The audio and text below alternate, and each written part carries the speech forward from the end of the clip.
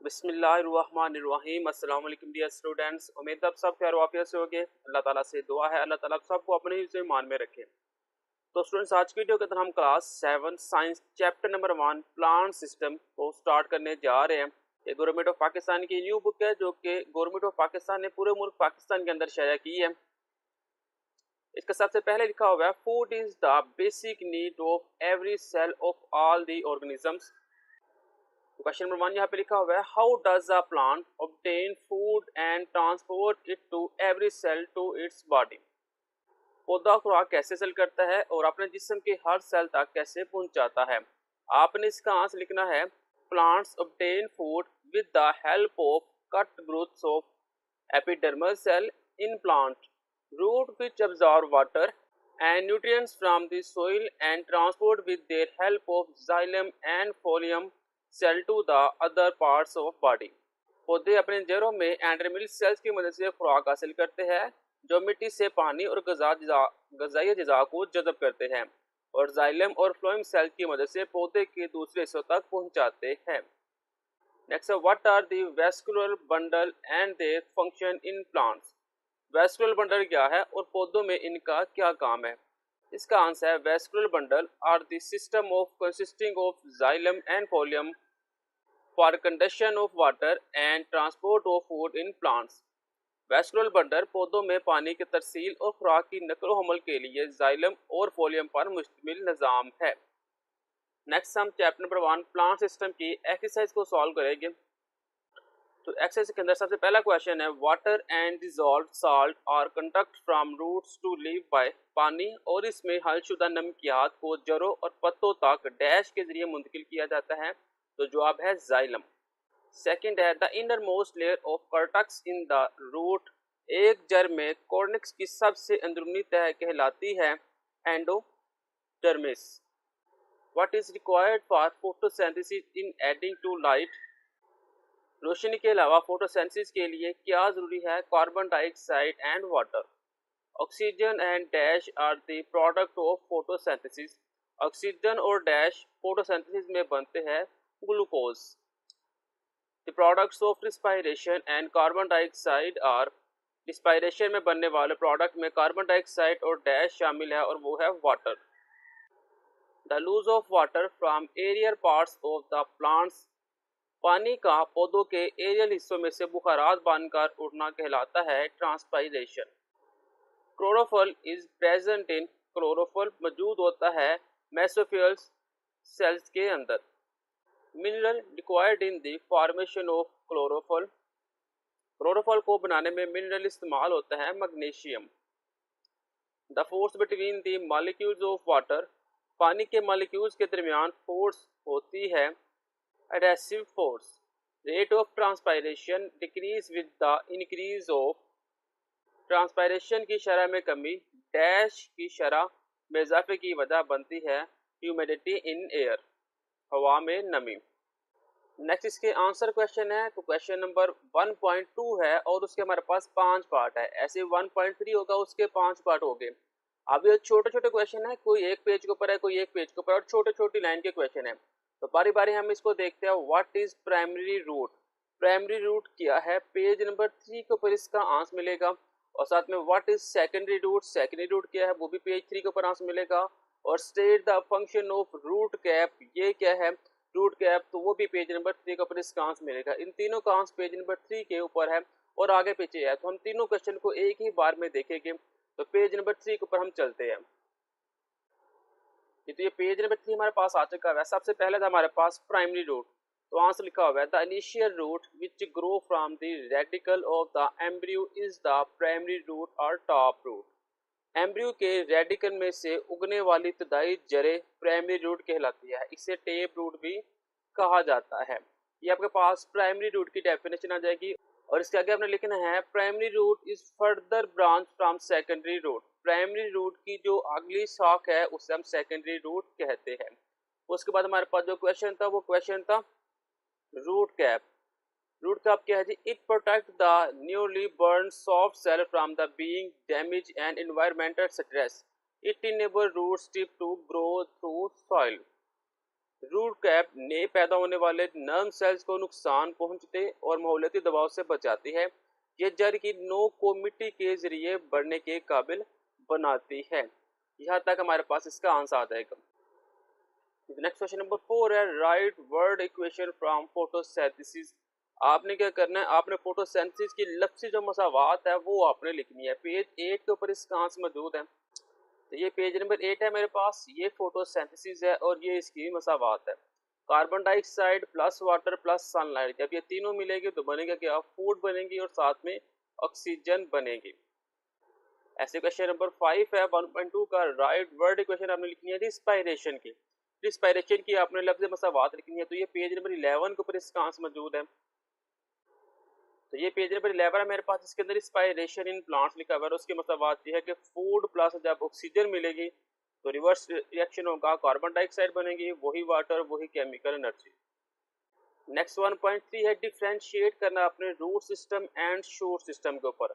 अब root system का answer आपको पेज नंबर 3 के ऊपर मिलेगा और शूट सिस्टम का आंसर आपको पेज नंबर 5 के ऊपर मिलेगा और जाइलम एंड फ्लोएम का आंसर भी पेज नंबर 5 के ऊपर मिलेगा। तो ये दोनों क्वेश्चन हम देखेंगे। सबसे पहले पेज नंबर 3 के ऊपर रूट सिस्टम देखेंगे, पेज नंबर 5 के ऊपर शूट सिस्टम, जाइलम और फ्लोएम। तो ये लिखा हुआ है root system. Roots are the underground part of the plants, forming a system specialized for absorption of water and minerals from the soil. Root system जड़ें पौधों के ज़ेरे ज़मीन हिस्से है जो मिट्टी से पानी और मदनियात को जज़ब करने के लिए एक खुसूसी निज़ाम बनाते हैं। ये मेरे पास आएगा रूट सिस्टम। और ये पेज नंबर 5 है मेरे पास, वहाँ पे शूट सिस्टम होना चाहिए। तो ये शूट सिस्टम है।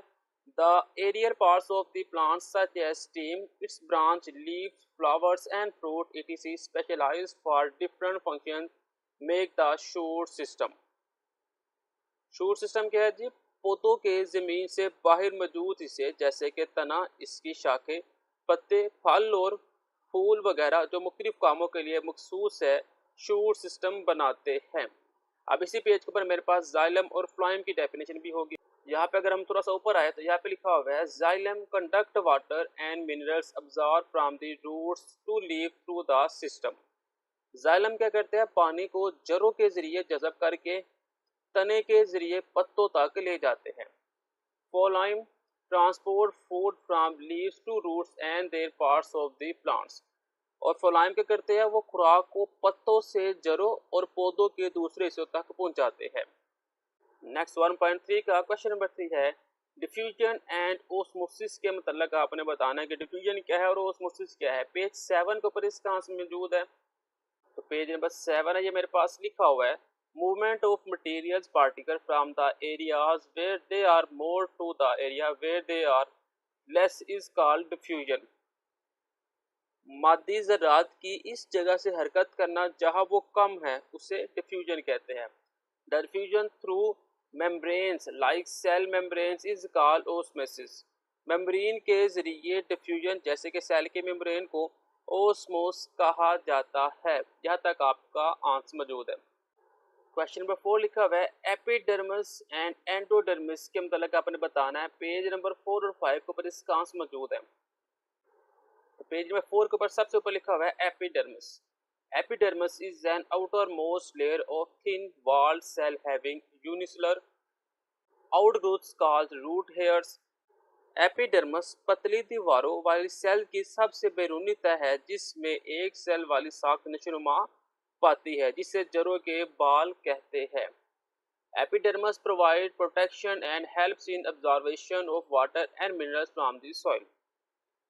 एपिडर्मिस तहफ़्फ़ुज़ फराहम करती है और मिट्टी से पानी और मदनियात को जज़ब करने में मदद देती है। उसके बाद है endodermis, the innermost layer of cortex which consist of barrel shape is called endodermis. Cortex की सबसे अंदरूनी तह जो नाली की शक्ल के सेल पर मुश्तमिल होता है इसे एंडोडर्मिस कहते हैं। It regulates the movement of water and hormones into and out of the vascular system. ये वेस्कुलर सिस्टम के अंदर और बाहर पानी और हार्मोन्स वगैरह की नकलो हरकत को मुनज़्ज़म करता है। नेक्स्ट 1.3 का क्वेश्चन नंबर 5 है ट्रांसपायरेशन एंड इवेपोरेशन के बारे में आपने बताना है। 12 पेज के ऊपर इसका आंसर मौजूद है। लिखा हुआ है the loss of water from the aerial part of the plants is called transpiration. जमीन से बाहर पौधों की सतह से पानी का बुखारात बनकर उड़ना ट्रांसपायरेशन कहलाता है। और इवेपोरेशन का आंसर आपने लिखना है evaporation is the process by which water is transferred from liquid to a gaseous state. अम्लता बखीर एक ऐसा अमल है जिसके जरिए पानी माया से गैसी हालत में तब्दील होता है। नेक्स्ट क्वेश्चन नंबर 6 है जी कैपिलरी एक्शन एंड ट्रांसपायरेशन पुल के मतलब आपने बताना है। पेज 13 और 14 के ऊपर इसका आंसर मौजूद है। सबसे पहले capillary action very narrow glass tube are called capillary tubes. Water moves up in capillary tubes due to interaction between water molecules and surface of the tubes. This effect is called capillary action. बहुत तंग शीशे की नालियां capillary tube कहलाती है। Capillary tube में पानी molecules के आपस में ताल्लुक और पानी का ट्यूब की सतह के दरमियान ताल्लुक की वजह से ऊपर की तरफ बढ़ता है। इस असर को कैपिलरी एक्शन कहा जाता है। नेक्स्ट है जी transpiration puts the water through air space in spongy mesophyll and keeps the mesosphere moist which is essential for the exchange of gases। Transpiration pull xylem बंडलों में खींचने की कुव्वत तैयार करता है जिससे पानी ऊपर उड़ता है। यह मेसोफिल सेल्स को नम रखने के लिए भी जिम्मेदार है जो कि गैसों के मुतबादल के लिए जरूरी है। नेक्स्ट 1.4 है जिसके अंदर आंसर द फॉलोइंग क्वेश्चन है। कहा जा रहा है आपने डिस्क्राइब करना है फोटोसिंथेसिस को। तो सबसे पहले हम फोटोसिंथेसिस देखेंगे। Photosynthesis is defined as the process during which carbon dioxide and water combine in the presence of sunlight and chlorophyll to form glucose and oxygen। Photosynthesis एक ऐसा अमल है जिसके दौरान कार्बन डाइऑक्साइड और पानी सूरज की रोशनी और क्लोरोफिल की मौजूदगी में मिलकर ग्लूकोज और ऑक्सीजन बनाते हैं। मसावात इसकी कार्बन डाइऑक्साइड है, वाटर और सनलाइट, ये तीन चीज़ें मिलेगी तो फूड और ऑक्सीजन बनेगा। इसके बाद हमारे पास है रिस्पायरेशन। पेज 11 के ऊपर रिस्पायरेशन भी मौजूद है। Respiration is defined as the process during which glucose food reacts with oxygen to produce carbon dioxide water and energy required for the survival for life. Respiration एक ऐसा अमल है जिसके दौरान ग्लूकोज ऑक्सीजन के साथ मिलकर कार्बन डाइऑक्साइड पानी और जिंदगी की बका के लिए जरूरी तवानाई पैदा करती है। फूड और ऑक्सीजन मिलेगा तो कार्बन डाइऑक्साइड वाटर और केमिकल एनर्जी बनेगी। इसके बाद हमारे पास है ट्रांसपायरेशन। ट्रांसपायरेशन मौजूद है the loss of water from aerial part of the plants is called transpiration. जमीन से पौधों की सतह से पानी का बुखारात बनकर उड़ जाना ट्रांसपायरेशन कहलाता है। नेक्स्ट है जी draw and label the internal structure of the following. आपने ड्रा करना है और इनके लेबल बताने हैं इंटरनल स्ट्रक्चर के जिसके अंदर रूट है, स्टीम है और लीफ है। पेज 4 के ऊपर इसका आंसर मौजूद है। तो ये मेरे पास इनसाइड है और ये मेरे पास इंटरनल स्ट्रक्चर ऑफ रूट है। तो आपने ये वाली सर्किट डायग्राम ड्रा करनी है और साथ में आपने इनके ये लेबल भी बताने हैं। ये है इंटरनल स्ट्रक्चर ऑफ रूट की। पेज नंबर 6 के ऊपर हमारे पास ये इंटरनल स्ट्रक्चर ऑफ सिस्टम भी मौजूद है जिसके अंदर आपकी ये वाली डायग्राम होगी। इंटरनल स्ट्रक्चर ऑफ रूट्स के लिए आपने ये वाली डायग्राम ड्रा करनी है, साथ में इसके लेबल आपने बताने हैं। इसी पेज के ऊपर हमारे पास इंटरनल स्ट्रक्चर ऑफ लीफ भी मौजूद है। आपने ये डायग्राम ड्रा करनी है और साथ में आपने ये जो नाम लिखे हुए हैं ये नाम आपने लिखने हैं। नेक्स्ट 1.4 का क्वेश्चन नंबर 3 है compare and construct the process of photosynthesis and respiration. Photosynthesis और रिस्पायरेशन के अमल का मुआवजा आपने करना है। पेज नंबर 12 के ऊपर इसका आंसर मौजूद है। Comparison and contrast between photosynthesis and respiration. सबसे पहले फोटोसिंथेसिस का लिखा हुआ है photosynthesis take place in green plants algae and some bacteria. यहाँ तक हमारे पास फोटोसिंथेसिस का है। फोटोसिंथेसिस का कहा जा रहा है फोटोसिंथेसिस का अमल सब्ज पौधों, फंजाई और कुछ बैक्टीरिया में होता है। नेक्स्ट कहा जा रहा है respiration take place in all the living things. और जो रिस्पायरेशन का अमल है वो तमाम जानदारों में होता है। फिर कहा जा रहा है photosynthesis take place in chloroplast. जो फोटोसिंथेसिस है उसका अमल क्लोरोप्लास्ट के अंदर होता है, जबकि respiration take place in mitochondria. Respiration का अमल माइटोकॉन्ड्रिया में होता है। Photosynthesis use sunlight energy to prepare food जो फोटोसिंथेसिस है उसका अमल खुराक की तैयारी के लिए सूरज की रोशनी की तवानाई इस्तेमाल करता है। वे respiration release energy from food which is use to grow and performing all other body function. जबकि रिस्पायरेशन का अमल खाने से तवानाई खारिज होती है जो कि नशोनुमा और जिस्म के दीगर तमाम अफ़आल को अंजाम देने के लिए इस्तेमाल होती है। Next is the product made during photosynthesis. Glucose and oxygen are the reactants of the respiration. Photosynthesis के दौरान बनने वाली मसनूआत यानी ग्लूकोज और ऑक्सीजन रिस्पायरेटरी के रिएक्ट करती है। ये फोटोसिंथेसिस का था। और द प्रोडक्ट ऑफ रिस्पायरेशन का क्या होता है? Carbon dioxide and water are the reactants of the photosynthesis. Respiration के प्रोडक्ट्स यानी कार्बन डाइऑक्साइड और पानी फोटोसिंथेसिस में रिएक्ट करते हैं। नेक्स्ट 1.4 का क्वेश्चन नंबर 4 है describe the factors affecting of the rate of transpiration. Transpiration को मुतासर करने वाले अवामिल की वजाहत करनी है। पेज 14 के ऊपर इसके वजाहत मौजूद है। Factors affecting the rate of transpiration, सबसे पहले है विंड यानी कि हवा। The still air surrounding the plants leaves become humid and assist the diffusion of water from leaves into the air. पौधों के पत्तों के इर्द गिर्द की साकन हवा मरतूब हो जाती है और पत्तों से पानी के हवा में उड़ने के खिलाफ मुजाहमत करती है। It decreases the rate of transpiration, ये ट्रांसपायरेशन की शरह को कम करता है। Wind sweeps the humidity away from leave surroundings and increase the rate of transpiration. हवा पत्तों के गिर्द नवा से नमी को दूर करती है और ट्रांसपायरेशन देने की शरह को बढ़ाती है। Temperature, rise in temperature provide more energy to the water molecules for evaporation from the leaves surface, hence increase the rate of transpiration। दर्जा हरारत में इजाफा पत्तों की सतह से बुखारात बनने के लिए पानी के मालिक्यूल्स को ज़्यादा तवानाई फराहम करता है, इसलिए ट्रांसपायरेशन की शरह में इजाफा होता है। Light, in sunlight the stomata remain open for the removal of water through them. सूरज की रोशनी में स्टोमेटा इनके जरिए पानी के खराज के खुले रहते हैं। At night stomata are close, रात को वो बंद हो जाते हैं। In this way light also affect the rate of transpiration, इसी तरह रोशनी ट्रांसपायरेशन की शरह को भी मुतासिर करती है। लास्ट में ह्यूमिडिटी, हवा में नमी। Humidity air surrounding the plants contains more amount of water, thus decreasing the rate of diffusion of water molecules from plants leaves into air। पौधों के इर्द गिर्द मरतूब हवा में पानी की ज़्यादा मकदार होती है, इस तरह पौधों से पानी के मालिक्यूल्स के उड़ने की शरह में कमी वाक़या होती है। It slow down the transpiration, ये अमल को सुस्त करती है ट्रांसपिरेशन के। The rate of transpiration is rapidly in air, और खुश्क हवा में ट्रांसपिरेशन की रफ्तार तेज होती है। नेक्स्ट क्वेश्चन नंबर 5 है describe the importance of vascular bundle in plants. पौधों में वेस्कुलर बंडल की अहमियत बयान करनी है। ये क्वेश्चन बुक से नहीं मिलेगा, ये हमने टाइप किया हुआ है। इसके बाद 1.5 के जितने भी क्वेश्चन है वो सारे टाइप क्वेश्चन है। तो सबसे पहले describe the importance of vascular bundle. Vascular bundle की अहमियत बयान करनी है। Vascular bundle are a system consisting of xylem and phloem for conduction of water and transport of food in plants. Vascular bundle एक ऐसा निज़ाम है जो पौधों में पानी की तरसील और खुराक की नकलो अमल के लिए जाइलम और फ्लाइम पर मुश्तमिल होता है। Water and minerals diffuse from soil to roots are the conduct towards leave through stem by xylem and the food prepared in leaves in transport to different parts of the plant through phloem।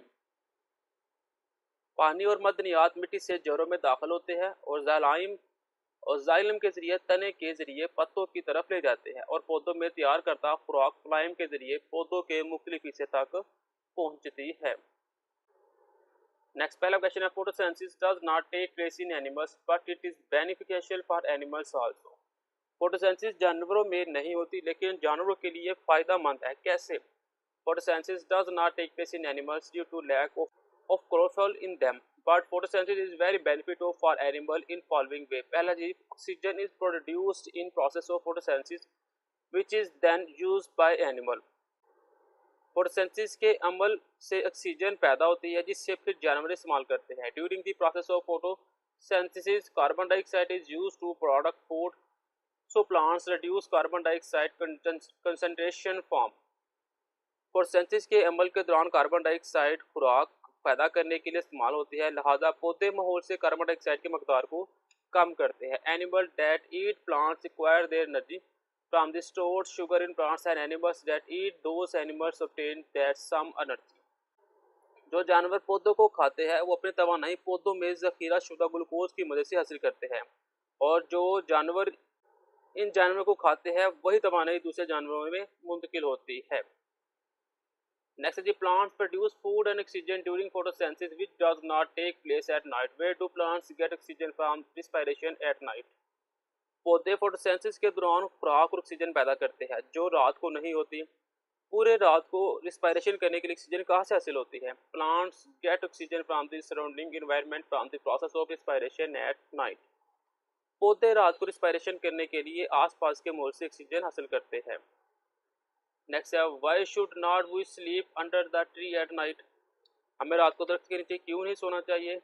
We should not sleep under the tree at night because at night plants use surrounding oxygen directly from the environment and release carbon dioxide.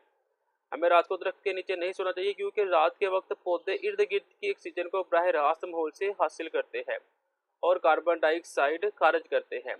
The person who is sleeping under the tree may feel suffocation due to the low concentration of oxygen and high concentration of carbon dioxide. दरख्त के नीचे सोए हुए शख्स को oxygen की कम मकदार और कार्बन डाइऑक्साइड की ज्यादा मकदार की वजह से घुटन महसूस हो सकती है। Outward structure of leaf is adopted through the process of the photosynthesis. पत्ते की साख के लिए फोटोसिंथेसिस के अमल को कैसे बेहतर बनाती है? The blades of leaves are flat and absorb maximum height required of photosynthesis. पत्तों के ब्लेड्स पतले होते हैं और फोटोसिंथेसिस के लिए दरकार ज्यादा से ज्यादा रोशनी जज़ब करते हैं। Thin blades of leaves make the light and carbon dioxide reach the internal parts of easily. पत्तों के पतले ब्लेड रोशनी और कार्बन डाइऑक्साइड को अंदरूनी हिस्सों तक आसानी से पहुंचाते हैं। Thick layer of palisade mesophyll containing large number of chloroplasts just benefit the upper epidermis can make maximum absorption of light to make food for their plant. Maximum air space among spiny mesophyll near the lower epidermis provide any passage for carbon dioxide to diffuse into cell containing chloroplast to facilitate photosynthesis. Neurons stomata in the lower epidermis absorb maximum carbon dioxide from the air needed for the photosynthesis. Division of the vascular bundle into small branches is expressed throughout the leaf makes a easy and maximum water supply needed for the photosynthesis. Next है, why is transpiration important for plants. पौधों के लिए transpiration क्यों जरूरी है? पहला जी, cell the surface of the leaves and the surrounding as well allow the movement of minerals from the soil to the different parts of the plant, help in growth and development, control the temperature of the plant. पौधों के दर्जा हरारत को control करती है, बढ़ोतरी नशो नुमा में मदद करती है, पत्तों की सतह और इर्द गिर्द को ठंडा करती है। Describe the role of magnesium and nitrogen in plants nutrition. Magnesium is required by plants for the formation of chlorophyll. Chlorophyll की तश्कील के लिए पौधों को मैग्नीशियम की जरूरत होती है। It is helpful for the function of enzymes to produce carbohydrates and fats. ये कार्बोहाइड्रेट्स या चिकनाई पैदा करने के लिए एंजाइम्स के काम करने में मदद करती है। Its efficiency causes poor growth, yellowing and wilting of leaves. इसकी कमी नाकस नशोनुमा पत्तों के जर और मुरझा जाने का सबब बनती है। नेक्स्ट, नाइट्रोजन है। Nitrogen in the form of compound dissolve in soil water is required by plants for making chlorophyll and amino acid. पौधे को नाइट्रोजन की इस मरकबात की शक्ल में इजाफा होती है जो कि मिट्टी में मौजूद पानी में पाए जाते हैं। Amino acid from proteins. Chlorophyll is necessary for the photosynthesis. Protons are necessary for growth, repair and other development and defensive functions. Efficiency in nitrogen make the leaves plants green or yellow. Its affect the rate of photosynthesis and growth in plants. Next, last question, we explore the natural rise of water based on principle of transpiration. Transpiration की असूल की बुनियाद पर पानी के कुदरती तौर पर ऊपर चढ़ने के अमल की वजाहत आपने करनी है। Transpiration is the water escape from the pores in leaves or streams. It develops function force in the xylem bundle, casing the water rise up. Tall trees are having more surface area for transpiration case. Strong function force or transpiration pull on the water in the xylem bundle. The increased transpiration pull in all trees case the pull plant to absorb more water. Next 1.6 में कहा जा रहा है function of the following plants. आपने बताना है जी roots root cell के मतलब बताना है अपने, स्टोमेटा का मतलब बताना है, और स्पोनी मेसोफिल जो कि टाइप है वो आपने बताना है। सबसे पहले हम रूट हेयर की तरफ जाएंगे। पेज 3 के ऊपर इसका आंसर मिलेगा। पेज नंबर 3 के ऊपर आंसर है root hair are thread like outgrowth of epidermis cell which increase the surface area of observation of water. जड़ों के बाल एपिडर्मस सेल्स के बढ़ते हुए धागे की तरह होते हैं जो पानी को जज़ब करने के लिए सतह के रकबे को बढ़ाते हैं। नेक्स्ट 8 पेज के ऊपर स्टोमेटा है। A large number of stomata in lower epidermis of leaf help in observation of carbon dioxide and release of surplus oxygen in the environment. पत्ते के निचले हिस्से में स्टोमेटा की एक बड़ी तादाद कार्बन डाइऑक्साइड को जज़ब करने में मदद करती है और माहौल में अज़ाफ़ी ऑक्सीजन खारिज करती है। नेक्स्ट स्पोनी मेसोफिल, ये हमारे पास टाइप क्वेश्चन है। तो स्पोनी मेसोफिल का आंसर है स्पोनी mesophyll cells are irregularly shaped having air space among them. Their function is to prepare food. Spongy mesophyll के सेल्स बेतरतीबी शक्ल के होते हैं जिनके दरमियान खला होता है। ये खाना तैयार करने का काम करते हैं। नेक्स्ट है internal structure and function of the following in plants. Root के मतलब आपने बताना है, स्टीम के मतलब बताना है और लीफ के मतलब बताना है। 4, 6 और 7 पेज के ऊपर इसका आंसर मिलेगा। सबसे पहले पेज नंबर 4 के ऊपर रूट की तारीफ देख लेते हैं। Internal structure of fruit. The main parts in the internal structure of fruits are epidermis, cortex, endodermis, vascular bundles, xylem and phloem. जड़ की अंदरूनी साख के हिस्से epidermis, cortex, endodermis, vascular bundle, xylem और फोलाइम है। The arrangement of these part जो कि शो इन फिगर के अंदर बताए गए हुए हैं, आपने उसमें ये दोनों फिगर्स को भी ड्रॉ करना पड़ेगा आपको। Epidermis is an outermost layer of thin water cells having unicellular outgrowth cell roots here. Epidermis provides protection and helps in absorption of water and minerals from the soil. Epidermis पतली दीवारों वाले sales की एक बैरूनी तह है जिसमें एक सेल पर मुश्तमिल बढ़ोतरी होती है जिसे जड़ों के बाल कहते हैं। एपिडर्मस तहफ़्फ़ुज़ फराहम करती है और मिट्टी से पानी और मदनियात को जज़ब करने में मदद देती है।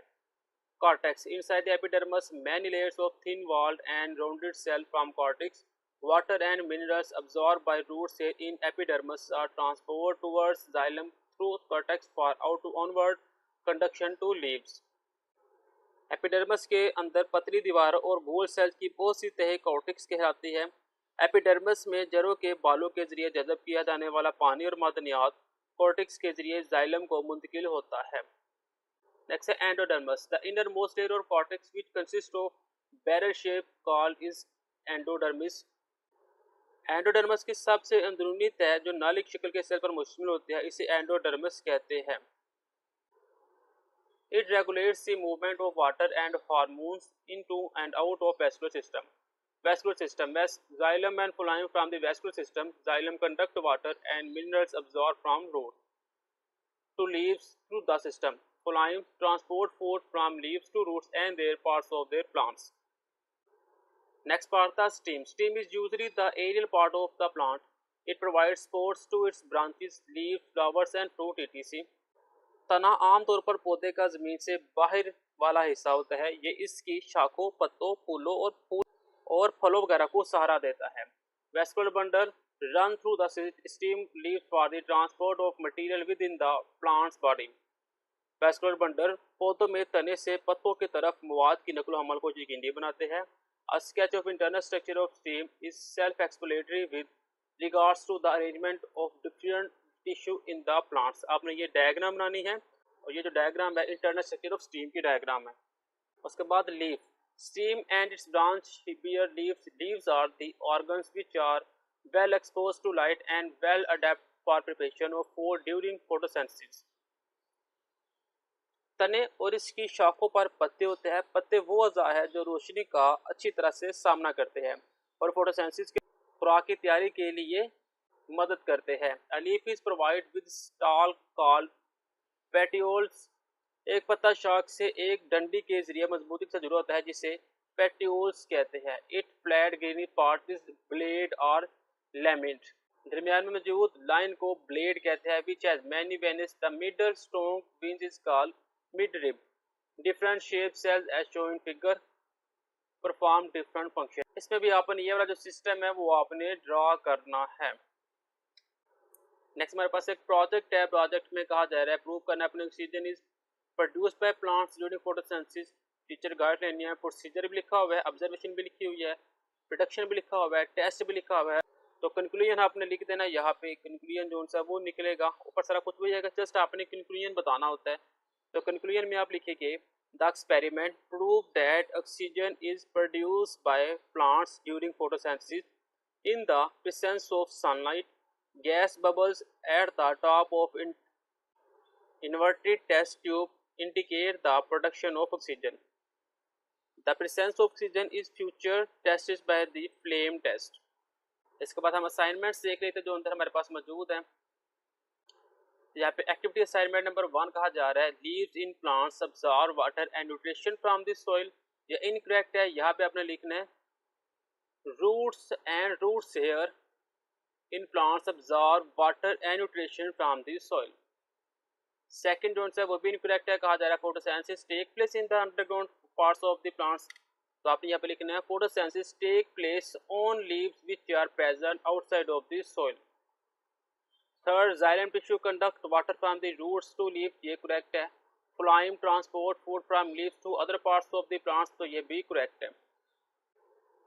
नेक्स्ट एक्टिविटी 1.3 में कहा जा रहा है ट्रांसलेशन इन प्लांट्स। इसका अपने कंक्लूजन निकालना, तो अपने कंक्लूजन लिखना है the water drops on the inner side of the polythene bag from the process of transpiration.